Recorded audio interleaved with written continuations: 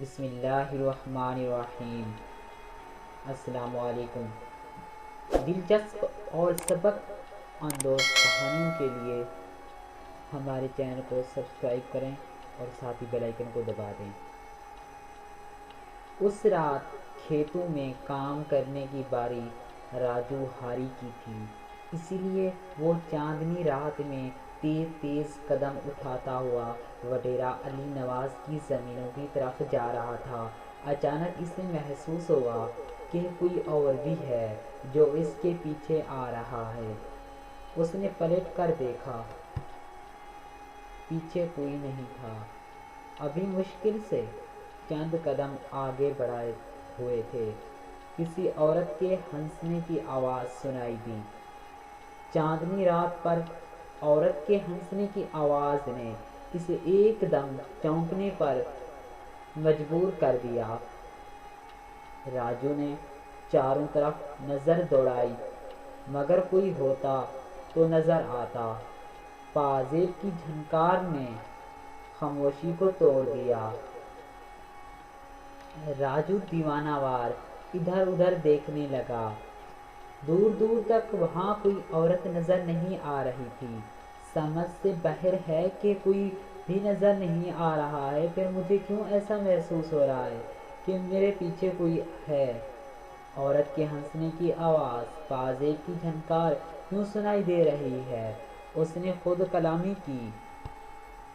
شاید میرے کان بج رہے ہیں۔ راجو نے اپنے دل کو تسلی دی۔ یہ سوچ کر وہ مطمئن ہو گیا تھا۔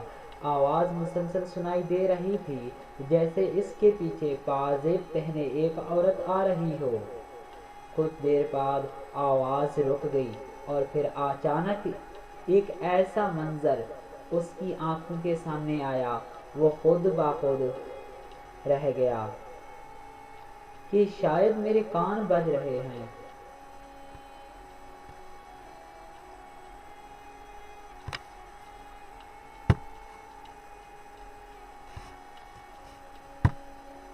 کچھ فاصلے پر کھڑی کریمن اسے شعلہ باز آنکھوں سے دیکھ رہی تھی۔ کریمن کو اپنے سامنے دیکھ کر خوف و دہشت سے اس کا دم خشک ہونے لگا۔ اسے اپنی آنکھوں پر حیرت ہو رہی تھی۔ نہ چاہتے ہوئے بھی اسے یہ تسلیم کرنا پڑ رہا تھا کہ وہ کریمن ہے، وہ کریمن جس کے بارے میں گاؤں کے لوگوں کا کہنا ہے کہ وہ چڑیل ہے اور رات کے وقت قبرستان میں جا کر مردہ بچوں کے کلیجے کھاتی ہے، بھولے بھٹکے مسافروں کو دھوکہ دے کر اس کا خون پی جاتی ہے۔ اسے ایسا کرتے دیکھا کسی نے نہیں تھا، لیکن یہ سب باتیں کریمن کے بارے میں مشہور تھیں۔ کریمن کا شوہر کریم جسمانی لحاظ سے کافی کمزور تھا، اس لیے زیادہ کام کر لینے پر آئے دن بیمار رہتا تھا۔ دواؤں پر اس کا گزارا تھا۔ گاؤں والوں کو کلیم کی بیماری پر شک تھا کہ وہ بیمار نہیں بلکہ کریمن رات کو اس کا خون پیتی ہے، تبھی اس کی صحت اچھی رہنے کی بجائے خراب رہنے لگی ہے۔ اس طرح کی باتیں جب کلیم تک پہنچتی تھی وہ غصے میں بھر کر ان لوگوں سے لڑنے لگ جاتا تھا، اس لیے گاؤں والے کلیم کے سامنے اس طرح کی باتیں کرنے سے گریز کرتے تھے۔ کلیم کی غیر موجودگی میں اس کی بیوی بے حد برائی کرتے تھے۔ بعض کریمن کی برائی کرنے اس قدر آگے نکل جاتے کہ جھوٹے اور فرضی قصے بنا لیتے۔ جب کوئی یقین نہ کرتا تو فوراً کہتے، دانش کہتا ہے کہ میں نے اپنی گناہ گار آنکھوں سے دیکھا ہے کریمن ایک مردہ بچے کو کھا رہی تھی۔ ہر شخص کریمن پر ایک جھوٹے الزامات لگانا اپنی قابلیت سمجھتا تھا۔ ان افراد میں راجو ہاری بھی ایک تھا جسے کریمن سے اس کی خاندانی دشمنی چل رہی ہو۔ وڈیرا علی نواز اس سے بہت خوش تھا۔ کریمن سے اس کیا دشمنی تھی کہ یہ کوئی نہیں بھی جانتا تھا۔ یہ بات سب کو پتہ تھا۔ کریمن پر جھوٹے الزامات لگانے سے وڈیرے علی نواز کی مہربانیاں بڑھ جاتی تھی۔ اتنے میں کریمن نے کہا، راجو مجھے جانتے ہو کون ہوں میں؟ نہیں جانتا، تمہیں جان کر انجان بننے کی کوشش کی۔ راجو نے، کیا سچ مچ تم کریمن کو نہیں جانتے؟ کریمن نے کہا، وہ کریمن جسے تم چڑیل صبر کرنے پیش رہتے ہو، کریمن نے زوردار کہکا لگاتے ہوئے کہا۔ زوردار کہکا لگانے پر راجو مزید سہم گیا۔ وہ کریمن کو کس طرح بھول سکتا تھا؟ اسے یاد تھا انہوں نے کس طرح وڈیرا علی نواز کے کہنے پر لوگوں کے ساتھ مل کر کریمن کو آگ بھسم کر دیا۔ وہ چیختی رہی کہ مجھے مت جلاؤ، میں چڑیل نہیں ہوں، میں بھی تمہاری طرح انسان ہوں، لیکن کسی نے اس کی ایک نہ سنی۔ جسم پر پٹرول چھڑک کر آگ لگا دی تھی۔ ماچس کی تیلی جلانے والا راجو ہاری تھا۔ علی نواز نے راجو سے خوش ہو کر پورے 25,000 کی رقم اسے خاموشی سے دے دی، حالانکہ راجو کو اتنی رقم ملنے کی امید بھی نہ تھی۔ اس چڑیل کو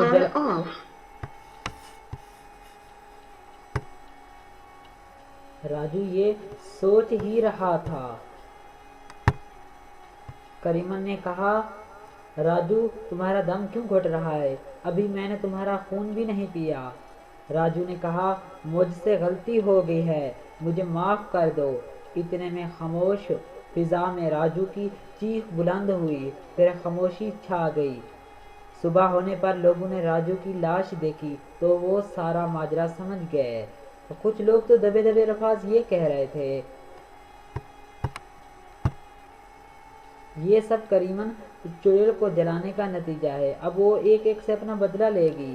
سب خوف زدہ ہو گئے۔ وڈیرا علی نواز اس سے بہت خوف زدہ تھا کیونکہ کریمن پر ظلم اس کی وجہ سے ہوا تھا۔ ایک صبح وڈیرا اٹھا تو اسے کوئی کھڑا محسوس ہو رہا تھا۔ اس نے کہا، کون ہے؟ پیچھے جب دیکھا تو کوئی بھی نہ تھا۔ ایک دن فیاض کھیتوں سے فارغ ہو کر رات کو گھر آ رہا تھا۔ اچانک اسے درخت سے گرنے کی آواز آئی، جیسے کوئی چیز درخت سے گرتی ہو۔ اگر وہ پیچھے نہ ہٹتا تو وہ چیز فوراً اس پر گرتی۔ جب فیاض نے اس چیز کو غور سے دیکھا تو وہ ایک عورت تھی۔ منہ پر بالوں کی وجہ سے چہرہ نظر نہیں آ رہا تھا۔ جب فیاض نے غور سے دیکھا تو وہ کریمن تھی۔ اس نے کبھی سوچا نہ تھا کہ اس کا سامنا کریمن سے ہوگا۔ فیاض تیرا دم کیوں گھٹ رہا ہے؟ پہلے نہیں دیکھا مجھے۔ فیاض نے کہا، تم زندہ کیسے ہو؟ جیسے تم زندہ ہو۔ کریمن نے زوردار کہکا لگایا، اور میں اس وقت تک زندہ ہوں جب تک وڈیرا علی نواز زندہ ہے۔ تم کو میرا ساتھ دینا ہوگا ورنہ تیرا انجام اس سے بھیانک ہوگا۔ فیاض نے پوچھا، مجھے کیا کرنا ہوگا؟ تمہیں وڈیرے پر یہ الزام لگانا ہوگا کہ وہ خونی ہے، لوگوں کا خون پیتا ہے، راتوں قبرستان جا کر۔